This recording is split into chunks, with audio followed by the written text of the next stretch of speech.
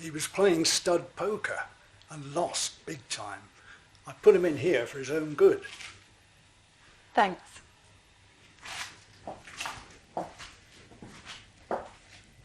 Mr. Bradshaw, my name's Amanda Scott.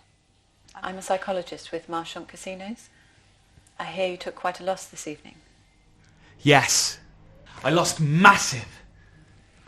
That's not the usual reaction I expect.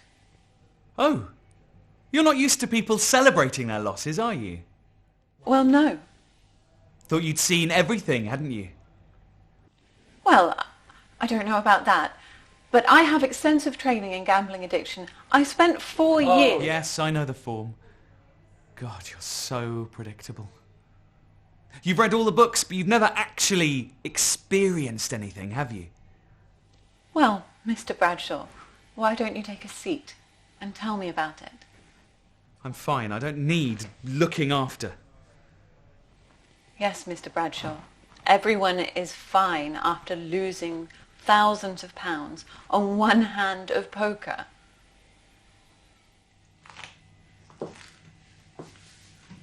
Why don't you tell me how you got here?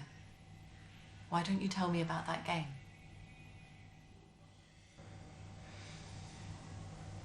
Okay. If you want an education in real life, I will. We'd been playing all night and I could feel this would be the last hand. There was 5,000 in the pot. The river was dealt and everyone had checked. And then I saw it.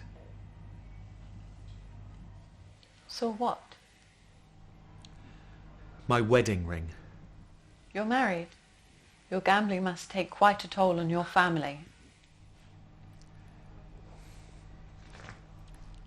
Do you remember that hot summer 3 years ago when that tanker jackknifed off the bridge on the M1?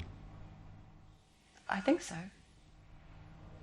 It swept 3 cars off the bridge, killing their occupants instantly. Oh my... Yes.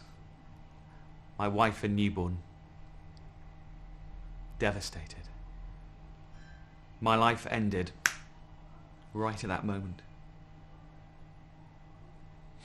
Everything just fell apart.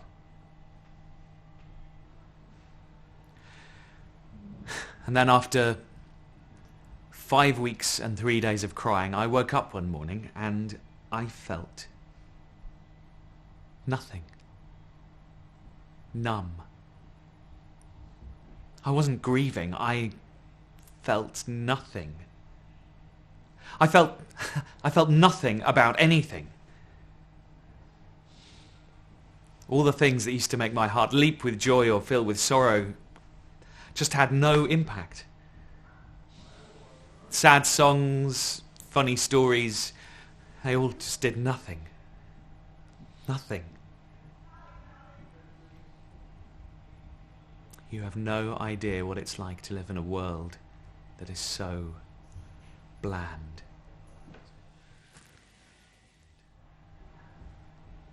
I searched for something, anything that would give me an emotional connection. And eventually, I returned to my old teenage friend. No limits, Texas Hold'em poker. Well, many people turn to gambling as a coping mechanism after a bereavement. Big losses aren't that uncommon. You have no idea just how wrong you are. I had the perfect cards. A full house. Queen over eights. It was an almost unbeatable hand. Almost unbeatable. I can't tell you how many times I've heard that. Not even close. I got nothing. Monsieur Beaumarchais wins the hand. So you lost deliberately? Why don't you look that up in your textbook? But why? Because it makes me feel. Haven't you been listening? Ever since the car crash, I've felt nothing. I've been numb. I don't care about winning poker.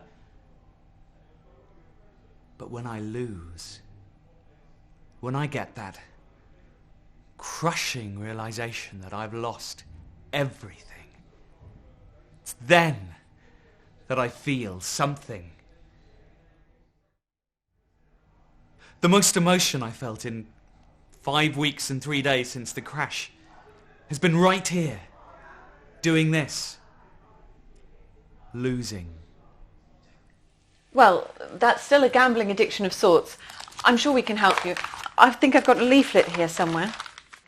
You're just reading the book, aren't you? You've never met anyone like me before, have you? Well, no. None of you have. I'm unique.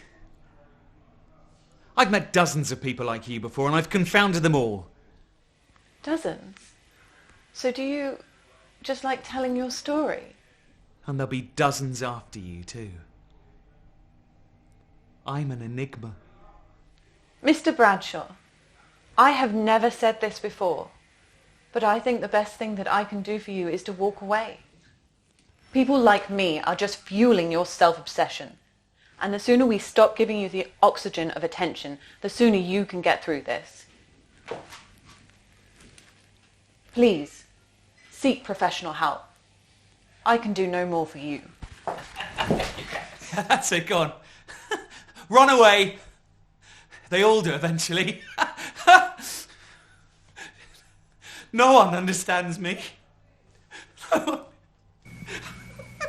one.